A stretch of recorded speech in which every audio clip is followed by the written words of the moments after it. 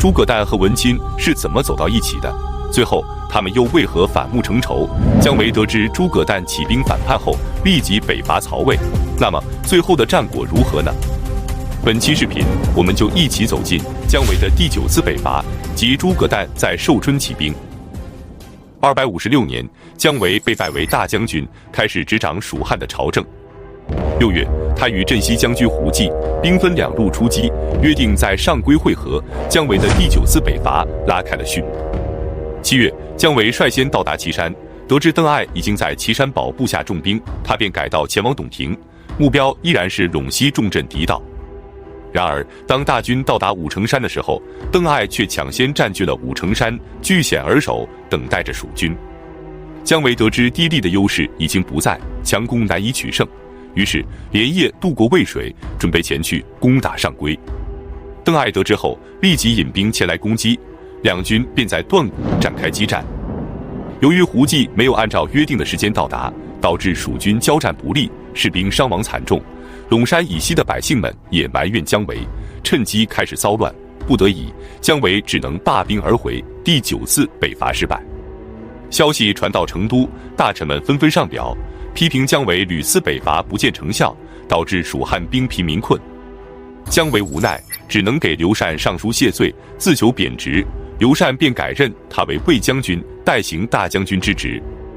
就在这时，曹魏朝廷再次发生变故，曾经不与冠丘俭联合，并抢先攻占寿春城的诸葛诞，竟然也起兵反叛了。冠丘俭和文钦起兵的时候，曾经派遣使者联合诸葛诞一起起兵，可诸葛诞不仅没有响应，还斩杀使者，向司马师告密。可仅仅过了1年，他便准备自己起兵反叛了。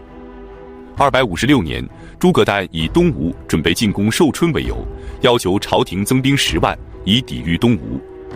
司马昭得知后觉得有些蹊跷，便派遣贾充以慰劳将士的名义前去试探。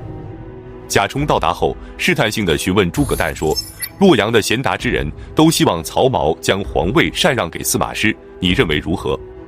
诸葛诞严厉地说道：“你不是贾逵的儿子吗？你家世代享受着曹魏朝廷的恩惠，怎能将国家转送给他人呢？如果皇帝有难，我必将力搏一死。”贾充默然无语。回去之后，他就告诉司马昭说，诸葛诞在扬州早有威名，反叛是必然的。所以他建议司马昭将诸葛诞征召入朝，虽然他必定不从，但至少可以将影响降到最低。257年，司马昭以皇帝的名义下诏，升任诸葛诞为司空，让他把军队交给扬州刺史乐进的儿子乐申，立即回朝任职。诸葛诞接到诏书后，知道自己回到洛阳必定被杀，已经走投无路了，于是立即杀掉乐申，征集淮南的将士，并且在寿春城内囤放了1年的军粮，正式举兵反叛。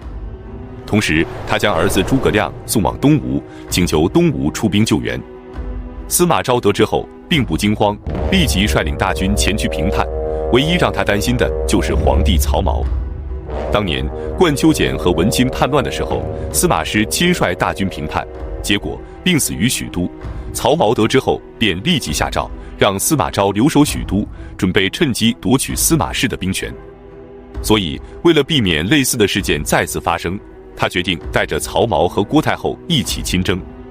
7月初5，大军到达丘头，即今天沈丘县东南40里的颍水北岸。之后，他派遣镇南将军王基和安东将军陈谦率军前去围攻寿春，派遣监军石苞和兖州刺史周泰率领精锐为机动部队，防备吴军的进攻。再来看东吴，此时东吴掌权的是孙峻的堂弟孙申，他收到诸葛诞的救援后，亲率大军进驻霍里，即今天安徽省巢湖市西北。然后派遣投降过来的文钦父子以及全端和全义等人，率领3万人先行赶去救援。他们到达后，成功突破王基等人的封锁，进入了寿春城。同时，他命令朱毅从武昌出兵赶来救援。朱毅率领5万大军到达后，将辎重留在都路，即今天洛安市西北，然后轻装简行到达漓江，即今天长丰县西南。然后他派遣任度和张震率领6000勇士，在屯溪6里处搭建浮桥夜渡淮河，修筑偃月形壁垒。石苞和周泰得知后，立即率军前来抵抗，斩杀了吴军2000多人，吴军退走。之后，朱毅制造攻城武器，围逼武穆城，结果再次战败。就在这时，魏军的将领胡烈以骑兵袭击都路，焚烧了吴军的粮草辎重，朱毅只能引兵撤退。吴军饥饿难堪，以隔夜为食。孙申得知后，给朱毅增兵3万，让他继续攻打魏军，但朱毅不肯听从。孙申大怒，立即要求朱毅前来面见商议。结果朱毅到达后，却被孙申给斩杀了。不久之后，他引军退回建业，致使寿春彻底陷入了孤立无援的境地。寿春城内的将士们得知孙申退兵后，惶恐不安，军心开始动摇。诸葛诞的心腹部将蒋班和焦宜献策说，孙申杀死朱毅后，便退回了江东，寿春的结局可想而知。现在我们应该趁着军心还未彻底崩溃，集中力量从一个方向突围，即便不能全胜，也能保存部分实力，不然坐守寿春还有什么用呢？柯文金表示，司马昭已经围困寿春将近1年，怀有异心的人即将出现，只要我们继续坚持，形势必然发生变化，所以他不同意突围而走。蒋班和焦宜再次劝说，导致文钦大怒，劝说诸葛诞斩杀临阵退缩的将领。2人担心被杀，连忙翻墙出城，投降了司马昭。这时钟会给司马昭献计，继续劝降东吴的将领。当时孙大虎的第2任老公全琮在东吴任右大司马，他的儿子全义和孙子全敬，以及侄子全端和全篇等人都在寿春城内，而全琮的另外2个孙子全辉和全仪，则因为在东吴惹上了官司，无奈之下只好带着母亲投奔了司马昭。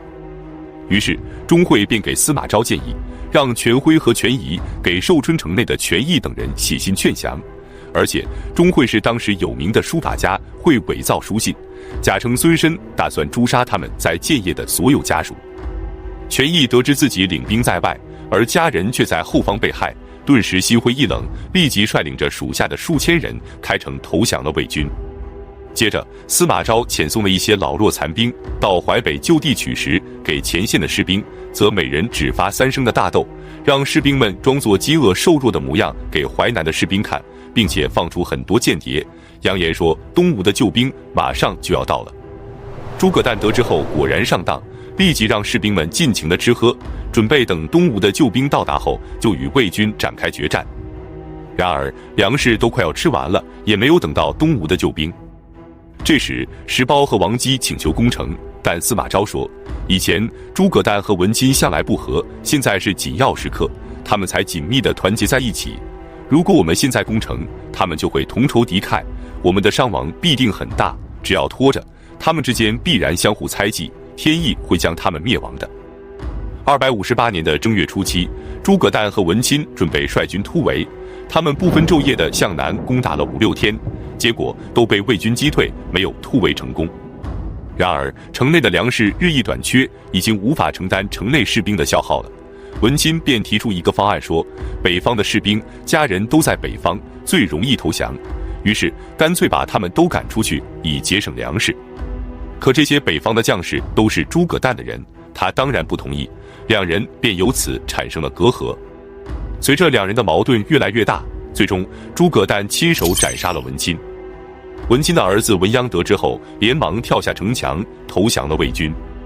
司马昭立即任命他为将军，让他率兵来到寿春城下喊话，继续劝降城内的将士。城内的守军原以为文鸯投降后会被司马昭诛杀，因为他的哥哥司马师是被文鸯惊扰才旧病复发，眼睛掉出眼眶，疼痛而死的。结果司马昭不但没有杀他，为哥哥报仇，还任命他为将军，寿春的守军便犹豫了。司马昭见寿春城上的守军只持弓但不放箭，立即命令将士们开始攻城。2月20日，魏军攻入寿春，诸葛诞准备率领亲信逃走，结果被胡奋手下的士兵追上后给斩杀了。随后诸葛诞被一灭3族。至此，诸葛诞的叛乱彻底结束。曹髦为了表彰司马昭的功勋，将秋头改为午秋。4月，大军回到了洛阳。再来看蜀汉。257年5月，得知诸葛诞在寿春起兵，司马昭将长安的兵力悉数调往前线，姜维立即出兵北上，第14北伐曹魏。这次出兵，他走的是倘多道。征西将军司马望和安西将军邓艾担心姜维夺取魏军囤积在长城的军粮，连忙合兵据守长城，即今天陕西省周至县西南。姜维到达后多次挑战，可魏军坚守不出，双方对峙了长达1年，直到诸葛诞被杀，姜维依然没有拿下长城，于是只能被迫退兵，姜维的第14北伐结束。此战过后，邓艾被任命为征西将军，姜维返回成都之后，刘禅恢复了姜维大将军的职位。本期视频就到这里，感谢观看，下期再见。